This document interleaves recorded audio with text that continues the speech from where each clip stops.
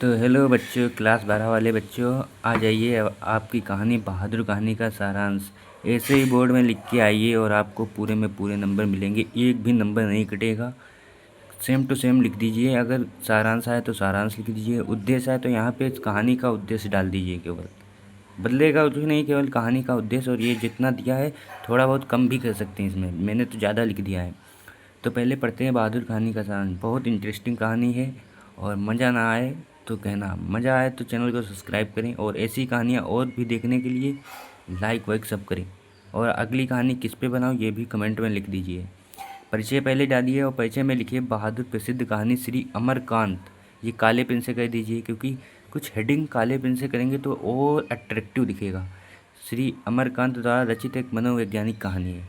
और इसके बाद फिर आइए, फिर डालिए कहानी का सारांश।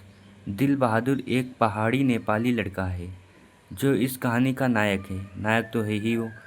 यह एक असहाय बालक है। असहाय बालक तो जानते हैं कैसे हैं, इसमें बताया जाएगा कि किस प्रकार से है।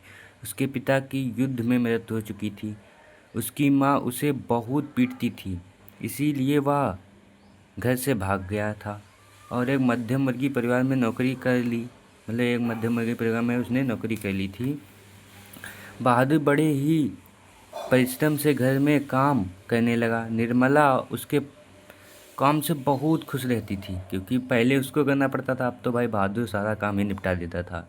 निर्मला ने उसका नाम बहादुर रखा।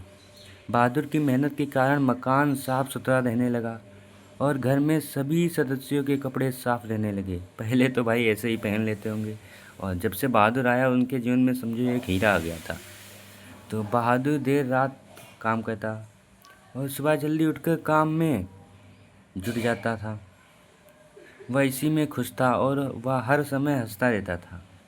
भाई पहले उसकी माँ बहुत पीटती थी और इसके कारण वो अब काम तो करता था, लेकिन अब दूसरे का काम करता था और उसमें खुश भी रहता था। वह रात को सोते समय पहाड़ी भाषा में गीत गुनगुनाता रहता था।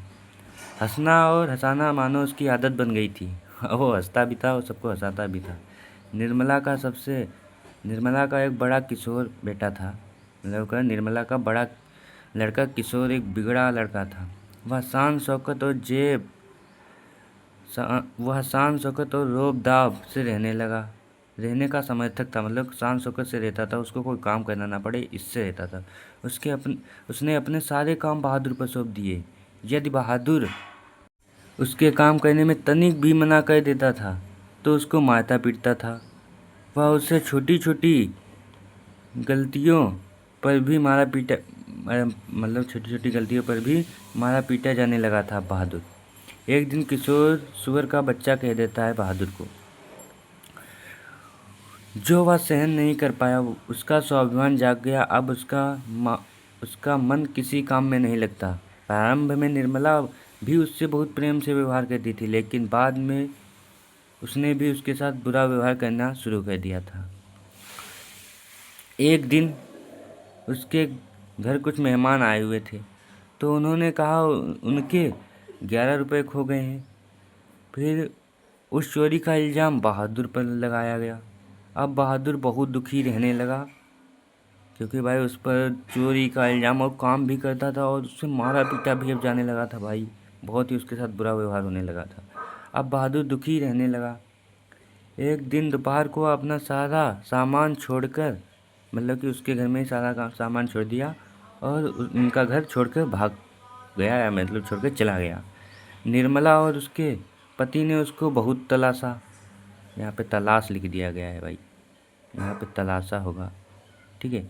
तलाशा पर वह नहीं मिला।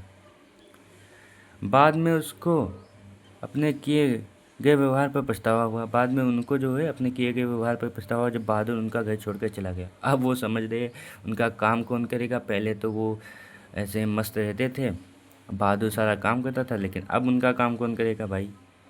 अब भाई बहुत परेशानियां झेलनी पड़ेंगी। तो भाई उनको पछतावा तो हुआ, लेकिन बाद में जब चला गया वो। अब बाद में पछतावा होने से भी क्या होता है भाई, पहले तो उसकी इज्जत नहीं की और बाद में वो चला गया तब उसकी इज्जत करे। तो ऐसी कहानियाँ देखने के लिए आप मेरे चैनल को सब्सक्राइब करें और आप बताइए कि ऐसी कहानियाँ और किस पे चाहिए। मतलब को जो भी पार्ट की आपको कहानियाँ ऐसे लिखी लिखाई चाहिए और मस्त से हेड राइटिंग में, तो बताइए। और मिलेंगे आपको नेक्स्ट वीडियो में, तब तक के लिए बाय बाय।